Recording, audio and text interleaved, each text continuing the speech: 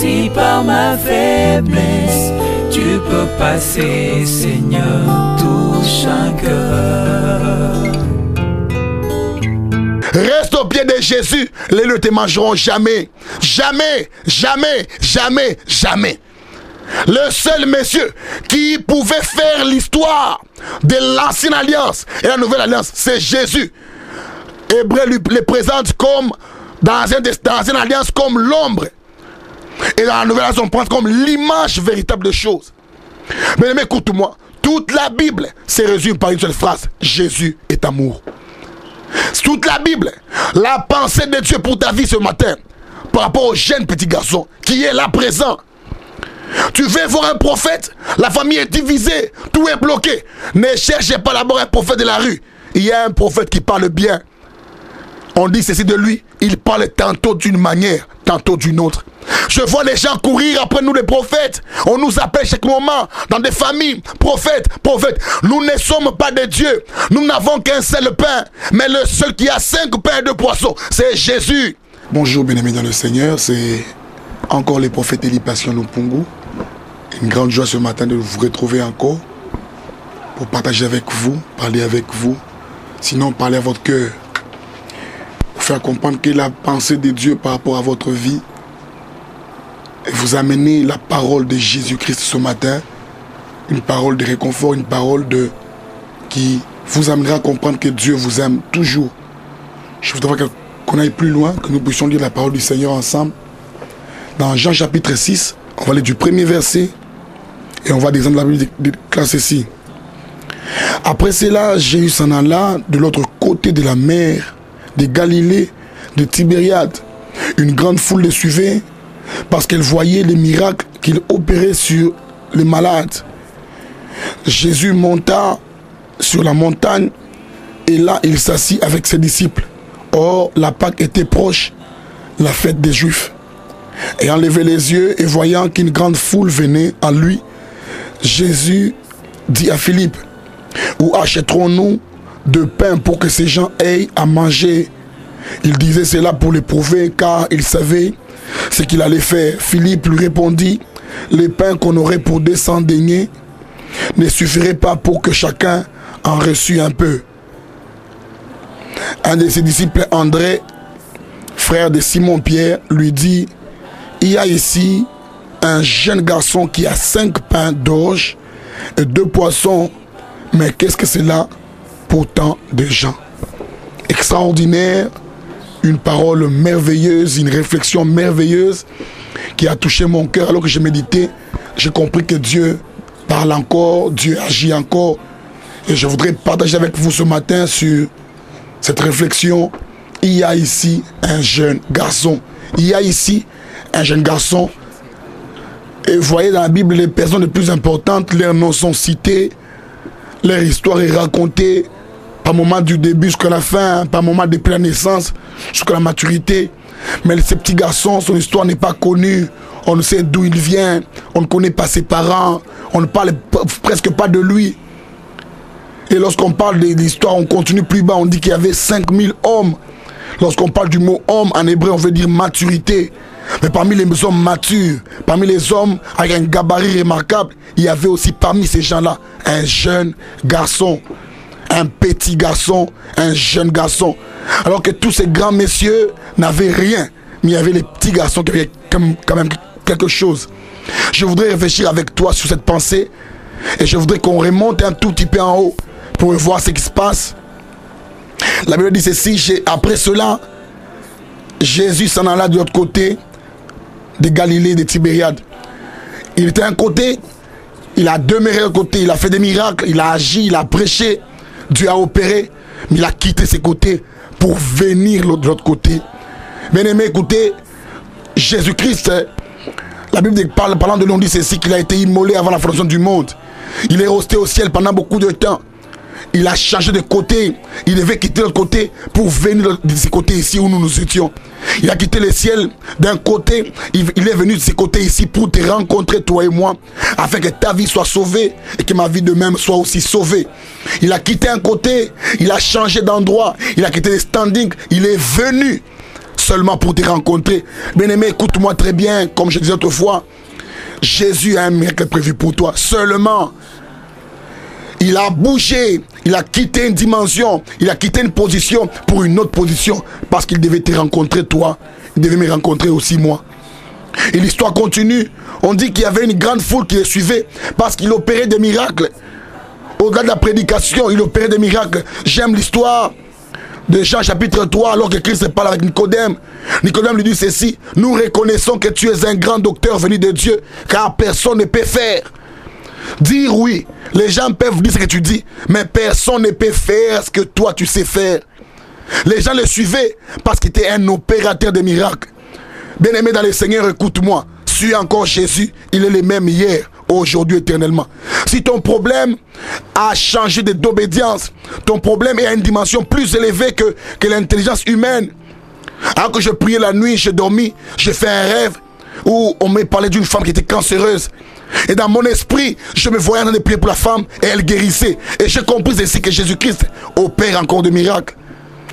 Si ton problème ne pourrait plus être solutionné par un médecin, par un avocat condamné en prison pour toujours, Jésus-Christ opère encore des miracles.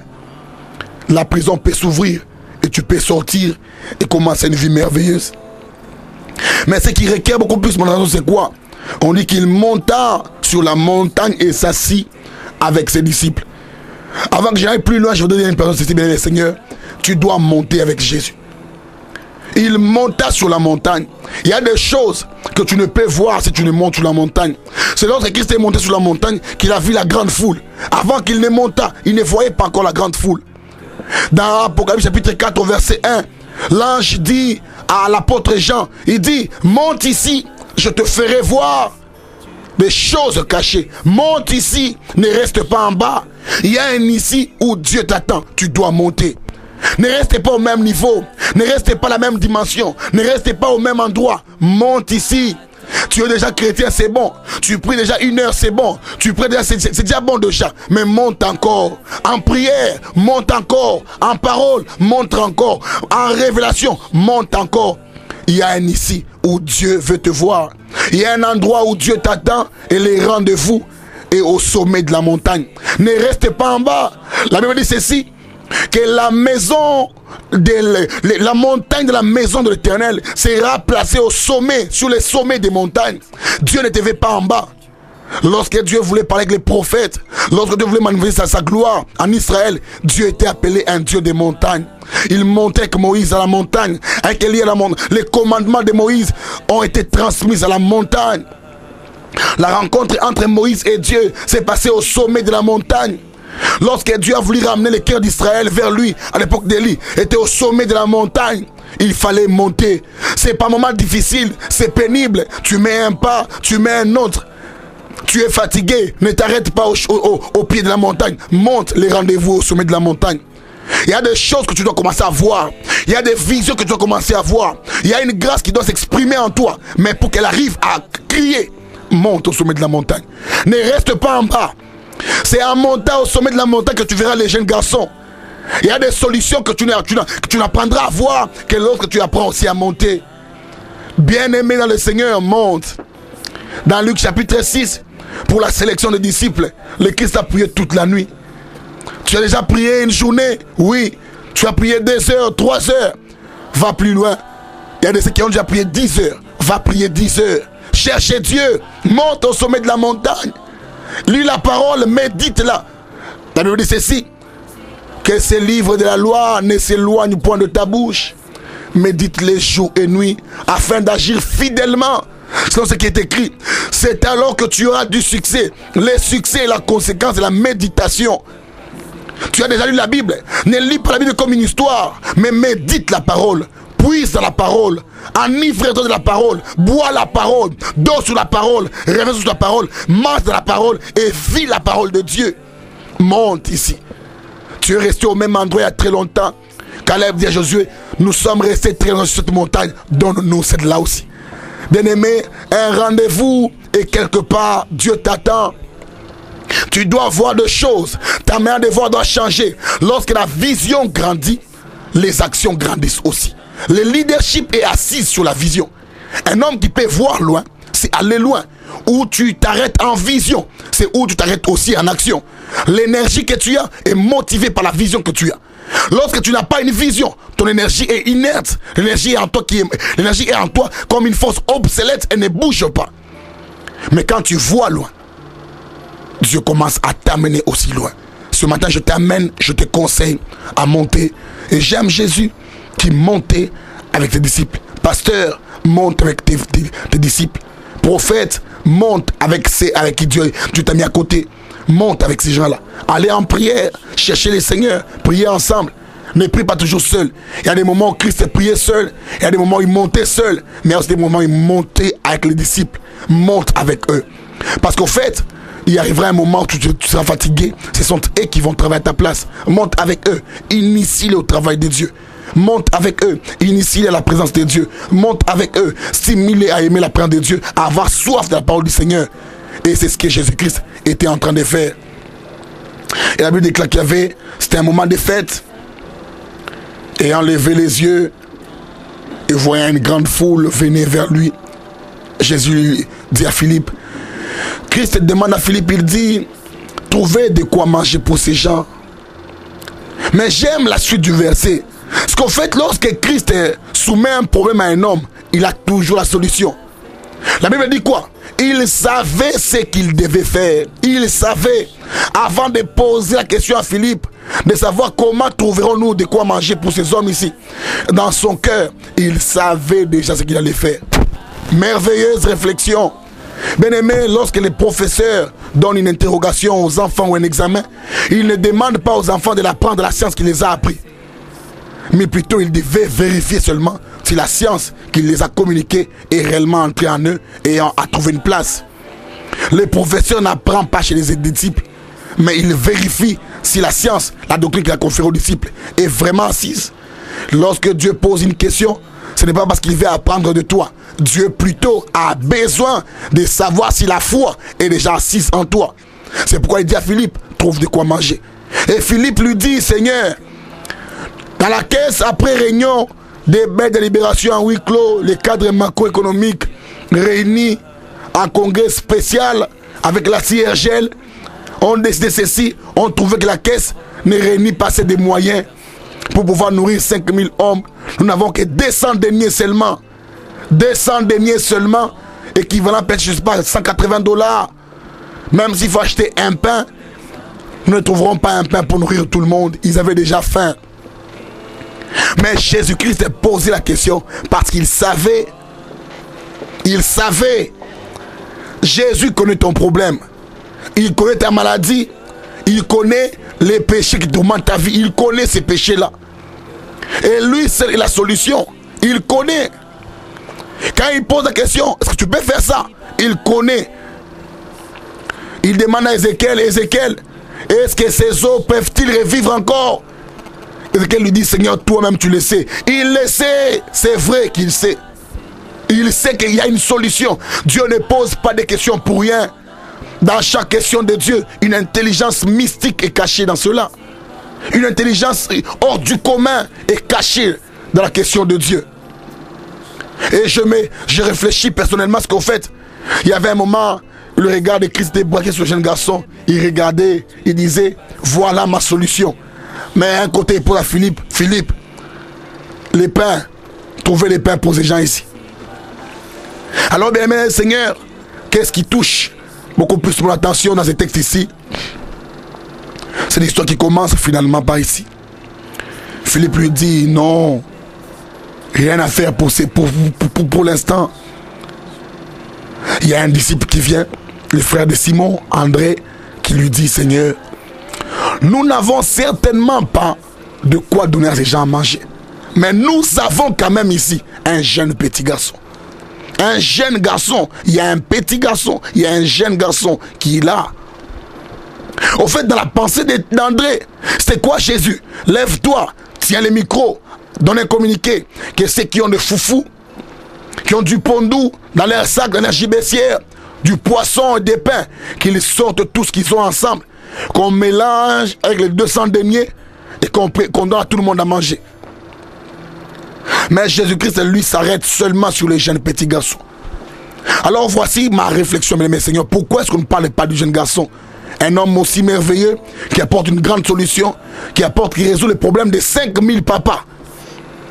Un enfant qui résout le problème de 5000 papas. Il y a le chiffre 5, il y a 3 zéros derrière. Les 3 siècles, les 3 ans du ministère de Jésus.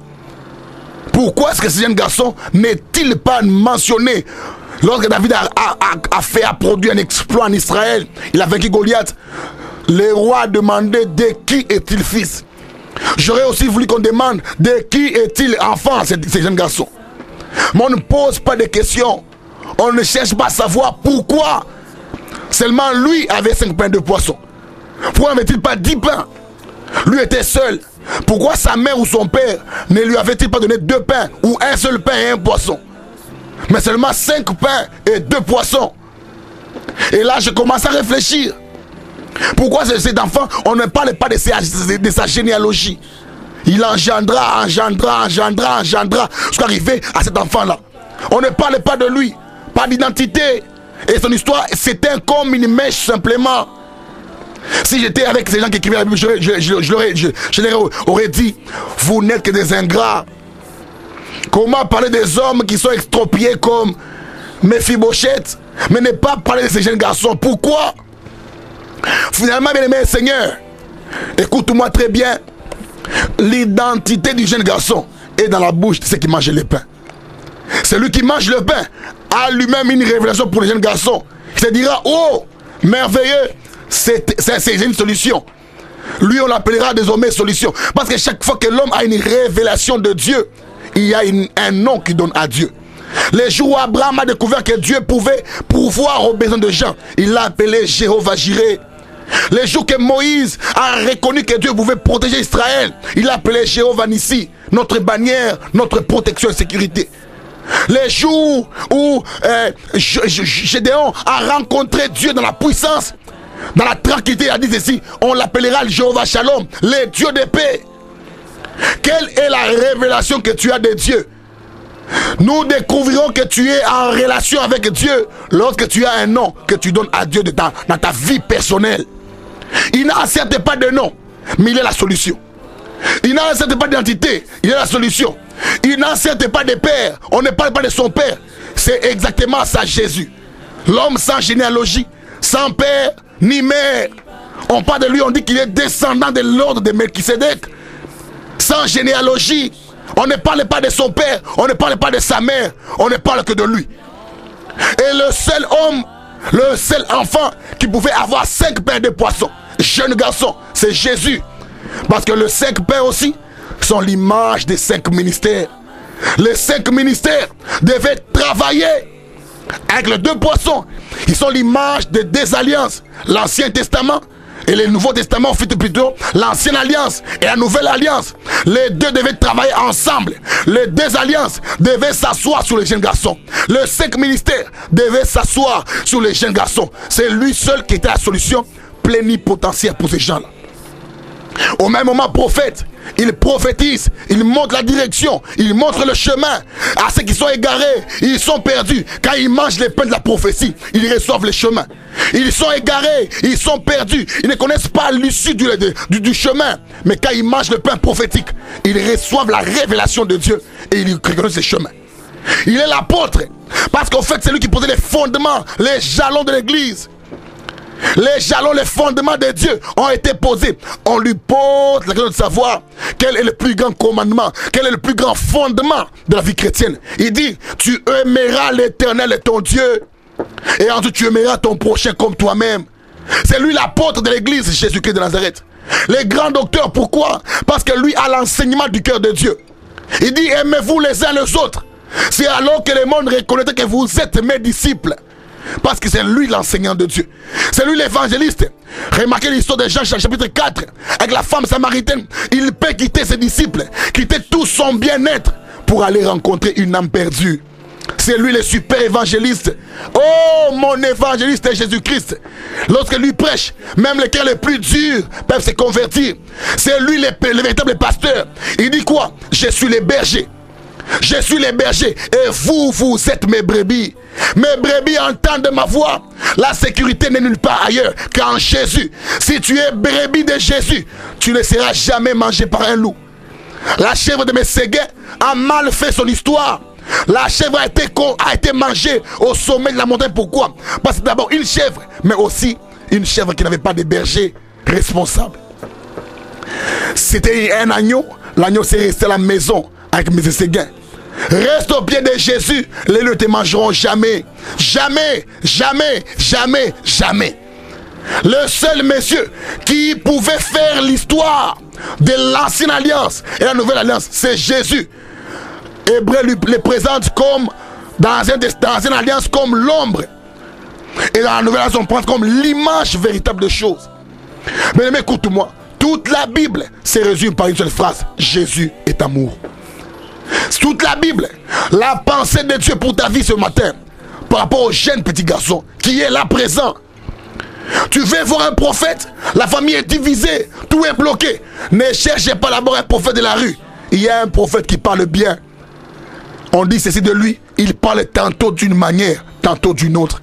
Je vois les gens courir après nous les prophètes. On nous appelle chaque moment dans des familles, prophètes, prophètes. Nous ne sommes pas des dieux. Nous n'avons qu'un seul pain. Mais le seul qui a 5 pains et 2 poissons, c'est Jésus. Avant de voir un prophète, crois d'abord en Jésus. C'est lui qui est la solution de ton problème. Et le chiffre 5, chiffre de la grâce. Bien aimé, lorsque le Christ est révélé les 5 ministères, il veut faire grâce. La grâce, c'est compliqué. Les messieurs, les 5000 hommes n'ont jamais demandé du pain à Jésus, n'ont jamais fait une prière. La grâce te donne des choses que la prière ne peut pas te donner. Là où la prière s'arrête, la grâce peut encore aller très loin avec toi. Les 5000 hommes n'ont jamais fait un mouvement de masse, syndicat, des ressortissants d'eux, avec une banderole pour dire on a faim. Non, sans crier. Le Christ pouvait comprendre dans leur ventre là-bas. Il voyait dans leur ventre un regard prophétique. Pourquoi? Il était déjà monté. Il est monté. Il a commencé à voir. Il ne voyait pas seulement les hommes, mais il voyait aussi leur ventre. Que dans leur ventre là-bas, il y avait la faim. Et à cet effet, il donne des solutions aux problèmes sans fournir d'efforts. Il n'attend pas que tu pries. Il n'attend pas que tu... Ne conditionne pas Dieu par rapport aux jeunes. Ne dis pas que si Dieu doit agir, il faudra gêner. Nakota Muzindo, 104 jours, 1000 jours. Ces choses sont bonnes pour l'entraînement spirituel, mais ne sont pas la condition pour que Dieu agisse. Les jeunes ne conditionnent pas Dieu. Ne retiens pas Dieu dans une poche pour dire Nzambe na ebie, Asakaboy, nous ne connaissons pas Dieu. Dieu est étranger pour nous.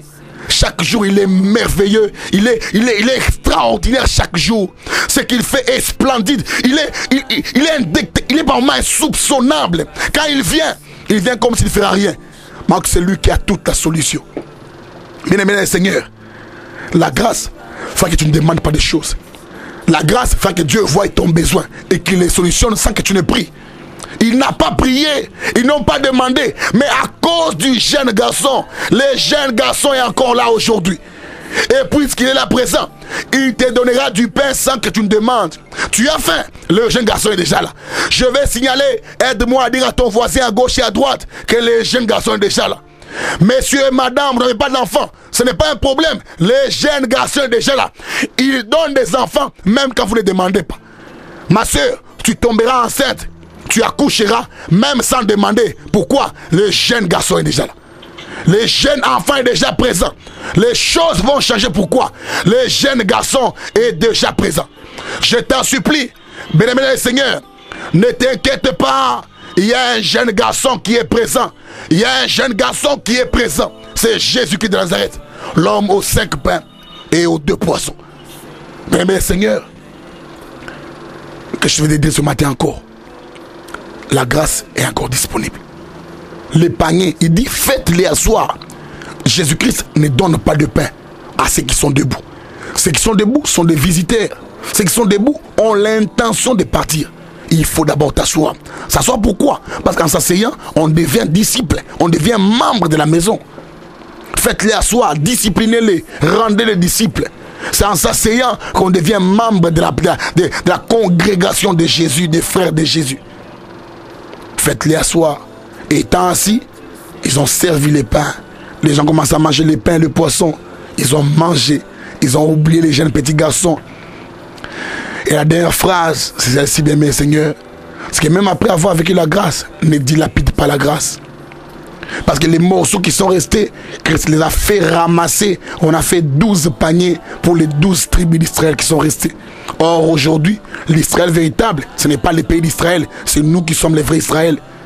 Si nous n'avons pas mangé les pains et les poissons que l'enfant leur avait donné à Christ, aujourd'hui il y a encore 12 paniers. Si 5 pains pouvaient produire les pains pour 5000 hommes, aujourd'hui 12 paniers sont encore là. Il y a des paniers pour le Congo, il y a des paniers pour Kinshasa, pour vous qui êtes en France, qui êtes aux États-Unis d'Amérique, il y a des paniers de pain pour vous. Ne vous inquiétez pas, dans tous les domaines de ta vie, il y a un panier pour toi. Un travail merveilleux, c'est un pain dans les paniers. Et la grâce de Dieu viendra vers toi. Je crois que ce matin ici, il est possible d'être visité par une grâce extraordinaire et d'avoir des choses qui n'ont jamais fait l'objet de ta prière. Tu ne demandes peut-être pas. Je te dis, je suis déjà papa. Papa, il n'ira pas en pambater, pas trop s'inquiéter, pas trop murmurer. Ne t'inquiète pas. Mais tu donneras des choses que tu n'as jamais demandées. C'est la grâce. Il y a ici un jeune garçon. Non, pas ailleurs. Il y a ici, il y a un jeune garçon. Pas ailleurs, il y a ici. Ce jeune garçon ne pourra pas être appelé de loin. On n'ira pas chercher en ville. Il est déjà ici. Partout où toi tu es, il est à tes côtés. Si tu ne les vois pas, sens-le quand même. David dit quoi? Sentez, voyez combien Dieu est bon. Tu ne le vois pas, sens-le. Maintenant à l'hôpital, si tu me suivras, à l'hôpital, sur les lits de la maladie, écoute-moi, sens les jeunes garçons. Lui apporte ce que les médecins n'apporteront jamais. Lui seul peut voir ce que tout le monde ne peut pas voir. Sens-le, ta maladie partira. Sens-le, ton problème changera. Sens-le. Dieu te parle ce matin. Moi, on m'appelle Élie Patient. Je suis prophète de ministère et pasteur responsable de Bonjour Saint-Esprit Ministries Fire Church. Notre église est située au numéro 68 sur l'avenue Boulevard Salongo, dans la commune de Lemba, ici à Kinshasa. Et nous avons nos réunions de prière chaque lundi, chaque vendredi et chaque dimanche. Au cours de la semaine, les lundis et les vendredis, nous prions de 16h30 à 19h. Et les dimanches, nous allons de 8h juste à 10h. Je vous invite déjà à venir. Nous continuerons à parler encore ensemble. Et nous vivrons la grâce du jeune petit garçon. Et au besoin pour les contacts, le numéro qui est affiché au bas de vos écrans, vous pouvez les prendre, nous appeler et nous prierons avec vous. Nous partagerons avec vous. Spécialement ce matin, permettez-moi de prier pour vous, pour que les jeunes garçons vous visitent. Père notre Dieu, merci. Je reconnais que nous avons des problèmes, nous avons des questions. Ces gens qui viennent vers nous ne viennent pas en soi vers nous, ils viennent vers Jésus qui est en nous, vers le jeune garçon qui est en nous. Je te prie ce matin, Seigneur, ceux qui ont un besoin d'un pain de la dimension apostolique, donne-les les pains, Père, ce matin. Ceux qui veulent une direction prophétique ce matin, donne-les un pain, Père, ce matin. Ceux qui veulent écouter la voix de l'évangile, donne-les un pain ce matin. Ceux qui veulent écouter et recevoir l'enseignement d'un docteur, donne-les un pain ce matin. Ceux qui veulent aussi devenir brebis de ta bergerie, donne-leur aussi un pain ce matin, Père. Je prie que ces pains apportent la solution à leurs problèmes, que ces pains apportent la bonne santé. Si les pains sont venus sans qu'ils aient demandé, Père, ils n'ont peut-être pas demandé ce matin, mais que la grâce entre dans leur maison. Que la grâce entre dans les claustres de leur maison sans leur permission. Que la grâce les saisisse, que la grâce les transforme. Je te bénis, Père, car des bien-aimés vont témoigner. Au nom puissant de Jésus-Christ de Nazareth, je le crois de tout mon cœur. Leurs vies vont changer et ils vont témoigner que Jésus-Christ n'est réellement pas mort pour rien. Pour ta gloire, au nom de Jésus-Christ, je prie. Amen. Que Dieu vous bénisse. Si par ma faiblesse, tu peux passer, Seigneur, touche un cœur. Reste au pied de Jésus, les ne te mangeront jamais. Jamais, jamais, jamais, jamais. Le seul monsieur qui pouvait faire l'histoire de l'ancienne alliance et la nouvelle alliance, c'est Jésus. Hébreu les présente comme dans l'ancienne alliance comme l'ombre. Et dans la nouvelle alliance, on prend comme l'image véritable de choses. Mais écoute-moi, toute la Bible se résume par une seule phrase: Jésus est amour. Toute la Bible, la pensée de Dieu pour ta vie ce matin, par rapport au jeune petit garçon qui est là présent. Tu veux voir un prophète? La famille est divisée, tout est bloqué. Ne cherchez pas d'abord un prophète de la rue. Il y a un prophète qui parle bien. On dit ceci de lui, il parle tantôt d'une manière, tantôt d'une autre. Je vois les gens courir après nous les prophètes. On nous appelle chaque moment dans des familles, prophètes, prophètes. Nous ne sommes pas des dieux. Nous n'avons qu'un seul pain. Mais le seul qui a 5 pains et 2 poissons, c'est Jésus.